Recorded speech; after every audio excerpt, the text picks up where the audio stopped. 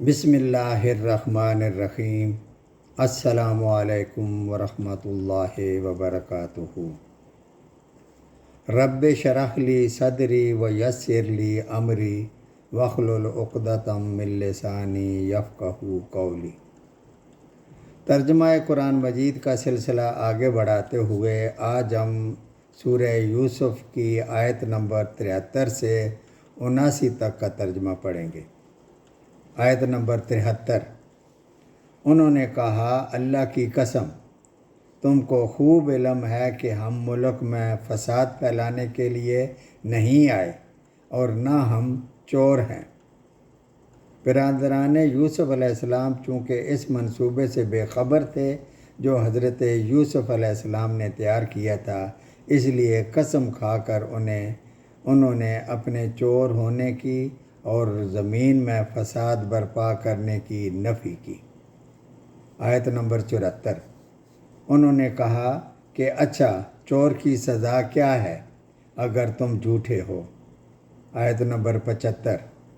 جواب دیا کہ اس کی سزا یہی ہے کہ جس کے اسباب میں سے پایا جائے وہی اس کا بدلہ ہے، ہم تو ایسے ظالموں کو یہی سزا کرتے ہیں۔ آیت نمبر 76۔ پس یوسف علیہ السلام نے ان کے سامان کی تلاشی شروع کی، اپنے بھائی کے سامان کی تلاشی سے پہلے، پھر اس پیمانے کو اپنے بھائی کے سامان سے نکال لیا۔ ہم نے یوسف علیہ السلام کے لیے اس طرح یہ تدبیر کی، اس بادشاہ کے قانون کی روح سے یہ اپنے بھائی کو نہ لے سکتا تھا مگر یہ کہ اللہ کو منظور ہو۔ ہم جس کے چاہیں درجے بلند کر دیں، ہر ذی علم پر فوقیت رکھنے والا دوسرا ذی علم موجود ہے۔ یوسف علیہ السلام کے کارندوں نے ان سے پوچھا کہ اگر تمہارے سامان میں سے وہ شاہی پیالہ مل گیا تو پھر اس کی سزا کیا ہوگی؟ مصر کے قانون کے مطابق وہ بنیامین کو روک نہیں سکتے تھے، مگر برادران یوسف اپنے قانون کے مطابق خود سزا مقرر کر دی کہ چور کو کچھ عرصہ کے لیے اس شخص کے حوالے کر دیا جاتا ہے جس کی اس نے چوری کی ہوتی تھی۔ یہ حضرت یعقوب علیہ السلام کی شریعت میں سزا تھی۔ یوسف علیہ السلام نے پہلے بھائیوں کے سامان کی تلاشی لی، آخر میں بنیامین کا سامان دیکھا تاکہ انہیں شبہ نہ ہو کہ یہ کوئی سوچا سمجھا منصوبہ ہے۔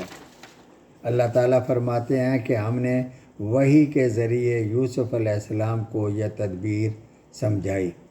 اس سے معلوم ہوا کہ کسی صحیح غرض کے لیے ایسا طریقہ اختیار جس کی ظاہری صورت ہیلہ ہو جائز ہے، بشرطے کہ وہ طریقہ شرع کے خلاف نہ ہو۔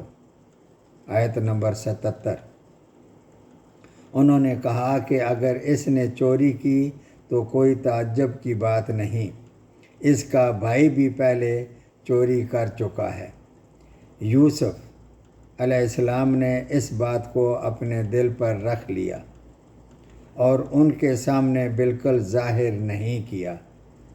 کہا کہ تم بدتر جگہ میں ہو اور جو تم بیان کرتے ہو اسے اللہ ہی خوب جانتا ہے۔ یوسف علیہ السلام کی چوری کا ذکر انہوں نے اپنی پاکیزگی اور شرافت کے اظہار کے لیے کیا، کیونکہ حضرت یوسف علیہ السلام اور بنیامین ان کے سگے اور حقیقی بھائی نہیں تھے، علاقائی بھائی تھے۔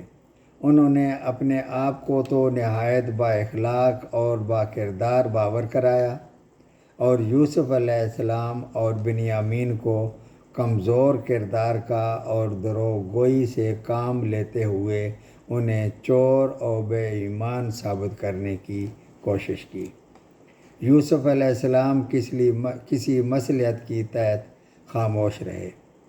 آیت نمبر 78۔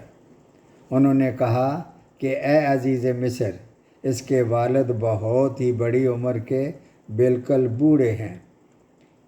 آپ اس کے بدلے میں ہم میں سے کسی کو لے لیجئے، ہم دیکھتے ہیں کہ آپ بڑے نیک نفس ہیں۔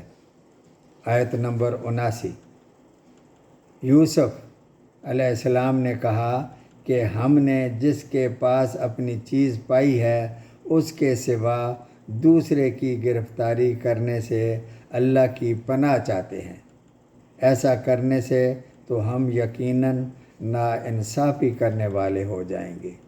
صدق اللہ العظیم۔